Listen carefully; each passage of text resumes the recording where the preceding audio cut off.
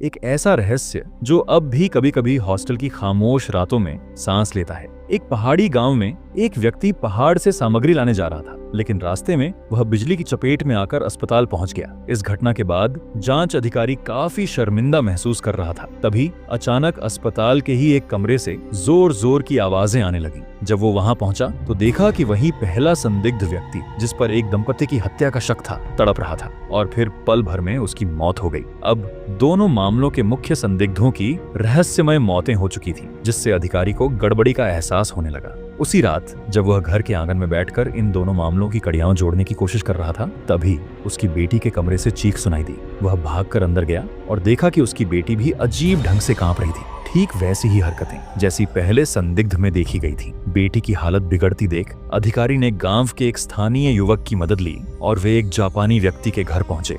वहां उन्हें एक रहस्यमय पूजा स्थल मिला। उसी समय पुलिस को एक छुपे हुए कमरे में कई पीड़ितों की तस्वीरें भी मिली। तभी अचानक कुछ जंगली कुत्ते पागल होकर हमला करने लगे, लेकिन उस जापानी व्यक्ति ने बीच में आकर उन्हें रोका। अब तीनों को समझ आ चुका था कि यह व्यक्ति कुछ छुपा रहा है, मगर आश्चर्य की बात ये थी कि वह उन पर हमला नहीं करता, बल्कि उन्हें वहां से चले जाने को कहता है। वापसी के रास्ते में एक पुलिसकर्मी बताता है कि उसे उस छुपे कमरे में एक लड़की की जूती मिली थी, जो कि जांच अधिकारी की बेटी की थी। अब अधिकारी को साफ हो गया कि उसकी बेटी अगला निशाना बन चुकी है। वह घर जाकर बेटी से पूछता है कि क्या उसकी जूती खो गई है, लेकिन लड़की का व्यवहार अचानक बेहद डरावना और अपशब्दों से भरा होता है, जो उसकी सामान्य मासूमियत से बिल्कुल विपरीत था। डरते डरते वह रात में उसकी टांग की जांच करता है और पाता है कि वहां एक भयानक फोड़ा उगाया है। डर के मारे वह फिर से उसी जापानी आदमी के पास जाता है और उसे गांव छोड़ने की चेतावनी देता है, साथ ही उसके पूजा स्थल को तोड़ देता है। लेकिन तभी जंगली कुत्ता उस पर झपटता है और आत्मरक्षा में उसे मारना पड़ता है।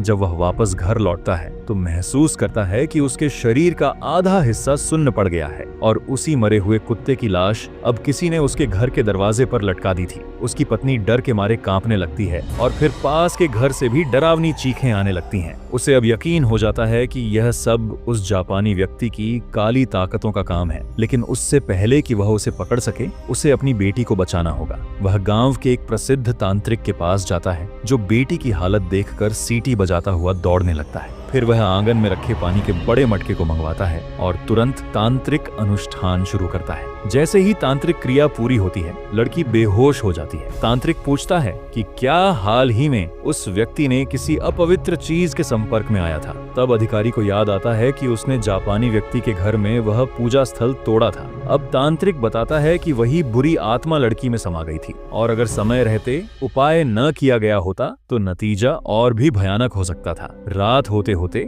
एक और जापानी व्यक्ति अपनी काली विधियां कर रहा होता है और दूसरी ओर तांत्रिक रक्षा कवच रच रहा होता है। तभी लड़की के शरीर में फिर से अजीब कंपन शुरू हो जाता है और वह जोर जोर से चीखने लगती है। अब जब तांत्रिक ने जापानी आदमी को सबक सिखाने की कसम खा ली थी, तो वह पूरी ताकत से उस पर हमला करता है। जापानी व्यक्ति उसकी तांत्रिक शक्ति के आगे बेबस हो जाता है, लेकिन तभी अधिकारी की बेटी, जो मौत के करीब पहुंच चुकी थी, उसकी हालत देखकर अधिकारी खुद तांत्रिक को रोक देता है। वह तांत्रिक को पीछे हटने को कहता है ताकि उसकी बेटी को और तकलीफ ना हो। तांत्रिक गुस्से में चला जाता है, लेकिन अधिकारी अब खुद इस बुराई को खत्म करने का संकल्प लेता है। वह अपने कुछ दोस्तों को इकट्ठा करता है और हथियारों के साथ जापानी व्यक्ति के घर पहुंचता है, लेकिन वहां कोई नहीं होता। तभी पीछे की पहाड़ी से एक अजीब शक्ल सूरत वाला आदमी आता है, जिसे देखकर सभी चौंक जाते हैं। वह कोई और नहीं बल्कि कुछ दिन पहले लापता हुआ अविनाश था, लेकिन अब वह न इंसान लगता है न भूत। उसकी हालत बुरी तरह बिगड़ चुकी थी। दरअसल अविनाश ने कुछ दिन पहले अपनी पत्नी की बेरहमी से हत्या कर दी थी और तभी से वह गायब था। सबको लगा था कि वह भी पहले के 2 हत्यारों की तरह जल्द ही मारा जाएगा, मगर वह अब एक जिंदा लाश बन चुका था। जापानी तांत्रिक की काली विद्या का शिकार जब वह अधिकारी की ओर बढ़ा तो बाकी लोग हथियार लेकर उस पर टूट पड़े, लेकिन अविनाश को किसी वार का असर नहीं हुआ। वह दर्द ही महसूस नहीं कर रहा था। तभी उसने फिर से अधिकारी को निशाना बनाया। अधिकारी दीवार के पास दुबका पड़ा था कि अचानक अविनाश बेहोश होकर गिर पड़ा। सच्चाई ये थी, जापानी तांत्रिक ने काला जादू कर उसे एक जिंदा मुर्दा बना दिया था ताकि वह उसके लिए लोगों को मार सके, लेकिन आखिरी वक्त पर उसका नियंत्रण नियंत्रण टूट गया। अब जबकि खतरा टल गया था, अधिकारी जापानी आदमी की तलाश में लग गया। वह नहीं जानता था कि जापानी व्यक्ति एक पेड़ के नीचे छिपा हुआ था और उसकी हर हरकत पर नजर रख रहा था। तभी अचानक उसकी नजर बच्चे लकी पर पड़ती है और वह उसका पीछा करने लगता है। जैसे ही वह पीछे भागता है, सामने से लौटती कार उसे कुचल देती है, वही कार जिसमें अधिकारी घर लौट रहा था। डर के मारे अधिकारी जापानी की लाश को उठाकर खाई में फेंक देता है ताकि कोई सच को जान न सके। इसके बाद वह तुरंत अस्पताल पहुंचता है और राहत की सांस लेता है, क्योंकि उसकी बेटी अब सामान्य हो चुकी थी। शुरुआत में अधिकारी को लगता है कि सब कुछ अब खत्म हो गया है, लेकिन जल्द ही उसे खबर मिलती है कि उसके एक सहयोगी ने अपनी पत्नी की हत्या कर दी है, ठीक उसी तरह जैसे पहले वाले मामलों में हुआ था। इससे साफ हो गया कि असली खतरा अब भी बाकी है।